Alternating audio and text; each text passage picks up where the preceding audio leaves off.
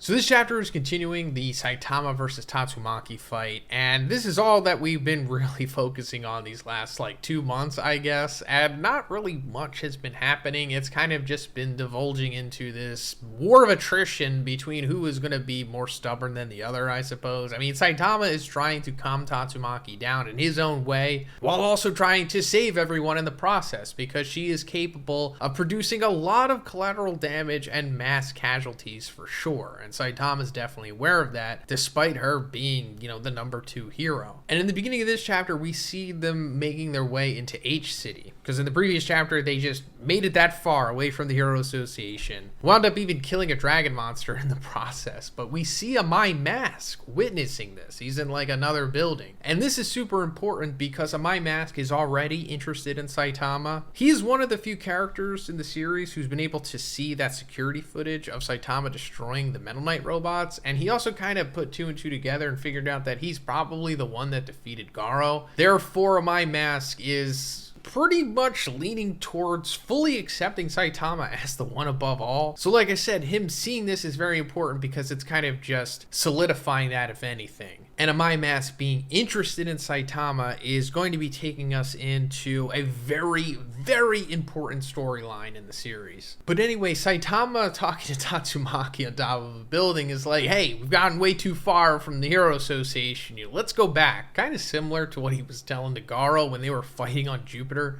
And then Tatsumaki kind of just agrees and flies down to where Saitama is and stands in front of him in this awkward sequence where they're just silently looking at each other. And I guess that this could be up for interpretation. The way that I see this is that Tatsumaki is kind of waiting for Saitama to make the first move here. I guess she just wants him to leave first and then she follows so that she, I don't know, can guarantee that he's being truthful. I also kind of get the vibes from the iconic panel or the cover page, I think, from the Dragon Ball manga, where Goku is facing off against Frieza. I mean, it's obviously not a 1-for-1, but Murata, the artist of the One Punch Man manga, is a big fan of Toriyama, so I wouldn't be surprised if he snuck that in there. But then Saitama's like, all right, let's go. Was the Hero Association in this direction? And then Tatsumaki kind of gets annoyed and just grabs him by the back of his head, and she's like, it's in the other direction. They kind of just start flying there, and she's dragging him through the ground. But first, let's talk about the sponsor of this video, Factor. Factor makes meeting your nutrition goals easier than ever by delivering fresh, never frozen, dietitian approved meals right to your doorstep. Also, if you're familiar with HelloFresh, which I've also used before and love, Factor is in partnership with them. With 34 chef-prepared, dietitian-approved weekly options, there's always something new to try. Enjoy meals for any time of the day with breakfast options, like egg bites, smoothies, and more. Factor has delicious, flavor-packed meals to help you live to the fullest. Choose from keto, vegan, plus veggie, calorie smart, and protein plus options on the menu each week. Prepared by chefs and approved by dietitians, each meal has all the ingredients you need to feel satisfied all day long. Because for me personally, all day long, I'm pretty much working on YouTube. I'm sure you've seen on the channel that I'm always uploading, and it can make things pretty hectic, especially trying to get meals in during the day. And Factor really helps me with that. Because they're simple and delicious, and all I have to do is just pop them in the microwave, it saves me from monotonous meal prep, or even worse, having to eat out all the time, which is super expensive. I tried the Italian ground beef and marinara bowl with ricotta and pesto zucchini, and the sun-dried tomato and spinach fusilli with Italian herb roasted zucchini. The Italian ground beef and marinara bowl was so satisfying. The richness of the ricotta works so well with the pesto, and the sun-dried tomato and spinach fusilli was just as good, if not even better. This thing was so flavorful, I could eat it every night. So guys, head to factor75.com or click the link below and use code Zhoniin50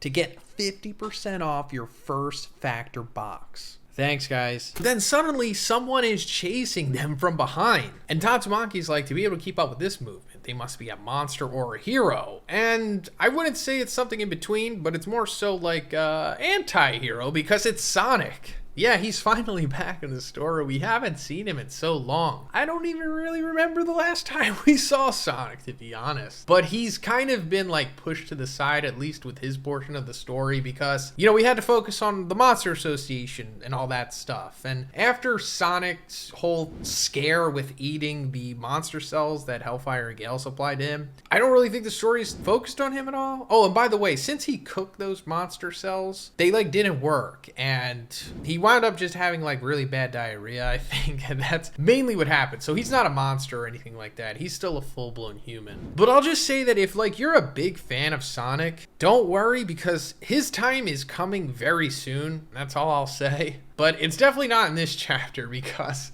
he realizes that Saitama is lethargically getting dragged around, as he notes. So he's definitely aware that Saitama isn't like being challenged by Tatsumaki here. He knows that he's kind of just playing along. Because if Saitama was actually endangered here, pretty sure Sonic would be acting very different. Like if somebody was like challenging him, like, I don't know, just for example, if Sonic saw Cosmic Fury challenging Saitama, he would have reacted pretty much the same way that Flashy Flash was, and it was like, yeah, there's nothing I can do. Like when Flashy Flash saw Cosmic Fury for the first time, he broke character for the first time in the series, I think, and he was like, yeah, running is pointless. So I assume that Sonic is actually happy here to see Saitama, because, you know, they have this weird relationship. Sonic has more of an affinity for him than the other way around, but it's just nice to see that Sonic is excited to see Saitama, only for him to slip in literal feces after avoiding Tatsumaki deflecting his shurikens back at him. But at least he has the one moment here where we get to see his incredible speed in avoiding Tatsumaki's counterattack. Now, obviously, this isn't like Sonic straight up defeating her, but it is, you know, a little something. But it just ultimately winds up with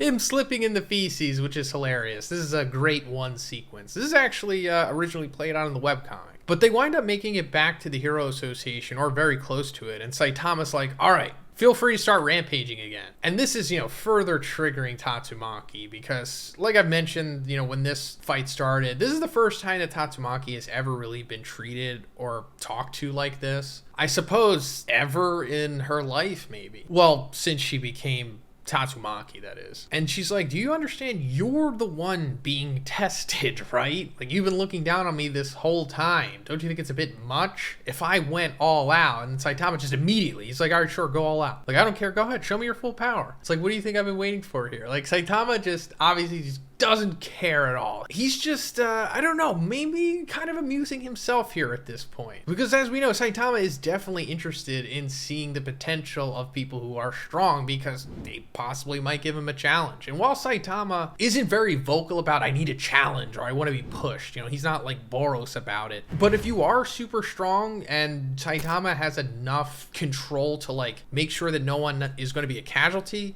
and he'll definitely take you on and test your strength. And that's kind of what he's doing here. And Tatsumaki's like flustered by Saitama's reaction here. I wouldn't say she's like, you know, blushing, even though it looks like she is. She's more so just like in disbelief that this is happening more so than anything. And kind of excited that she gets to go all out, because she never really has that chance, because, you know, she's so powerful that she'll just wind up destroying a city if she does. But we cut back to the Blizzard group back under the Hero Association, and we see that some of the members are like just quitting because, you know, Fubuki told them that the group was pretty much done and that, you know, it was time for them to move on. She said this because she's trying to save them from Tatsumaki. Tatsumaki made it clear that she was like nearly going to kill the Blizzard group members in order to make sure that Fubuki wouldn't be with them anymore, because, you know, Tatsumaki has a lot of mental health issues and she's extremely possessive of Fubuki and just wants her to rely on Tatsumaki herself. So like I said, Fubuki kind of forced them away, and some of the members just really don't understand, you know, the true situation going on here. But Eyelashes is the one who does, because instead of like leaving and running away, he's actually going after Fubuki, which I really like here. Like, he's the voice of reason, and he's getting like the other core members together, like Mountain Ape and Lily, and then, I don't know, the Mohawk guy, and then the guy with the bandana who may or may not have names, I don't know. But yeah, the Fubuki group isn't really going anywhere, or at least the core of it. It should only really be like 4 or 5 characters, to be honest. But I like that Eyelashes is the one who's staying true, and he's like, you know, anyone who wants to get stronger, come with me. me. I don't want to go too deep into this, but him saying the whole get stronger thing, it has something to do with Fubuki for sure and her current state of mind, but also there was like this bonus chapter, I think from volume 17 or something, or I don't know, whatever volume had a bomb on the cover, but it was following Glass's story. We actually saw him in season 2. He was a part of Death Gatling's team that went against Garo, but he was originally in the Blizzard group as well. And afterwards, he wound up meeting with Glasses. Like, this was after Glasses' fight with Garo. And he saw that Glasses was like progressing in strength, and it kind of inspired Eyelashes. And I wonder if that's echoing now. Even though that bonus chapter came out like 5 years ago, I still think one is continuing the same character arc with the Eyelashes here. And yeah, I just like this character. I really like how one just treats these random characters in the series sometimes, like, you know, Eyelashes or Sneck or Dr. Genus. But we come back to Saitama taking on Tatsumaki, and Fubuki is like very close to the battle here, and she's seeing that Tatsumaki is going all out. Like, it's just chaos out there. It looks similar to when she was fighting against Sairochi. And they wind up passing by Fubuki, going all the way back to Saitama's apartment, and King's actually there, but he's getting caught in like the battle as well, and he's like, the elevators are shut down, I can't go back home. It's like, I wish Saitama was here. Like, he originally just went to Saitama's apartment because he wanted to like play this fighting game with him, and conveniently Saitama's right there, and he like winds up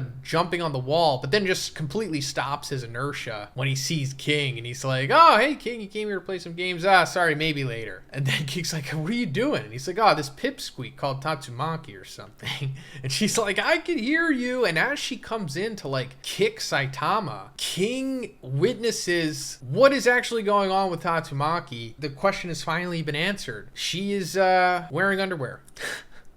So yeah, here it is. And this sequence did happen in the manga, but not exactly like this. It played out a little differently, timeline wise, but it more or less kind of looked like this. Now, what do I make of this? I would say that this is not true. It's kind of just like a funny gag for the manga, but like, there's no way that she could be wearing this. You know, if you go back and like look at the other panels, obviously she's not wearing this the whole time, and it only really comes to light in the ending of the chapter. But I think this is more so just to put it across that like, hey, if you're wondering, yes. Now stop asking, because I'm sure that that's like one of the most asked questions that one of Murata get. But I'll say realistically, there's really no way that this would work. She would have to have some kind of like special type of device or apparatus thing that I think girls wear when they're wearing the workout pants, if you know what I mean. But that's neither here nor there. That's where the chapter ends.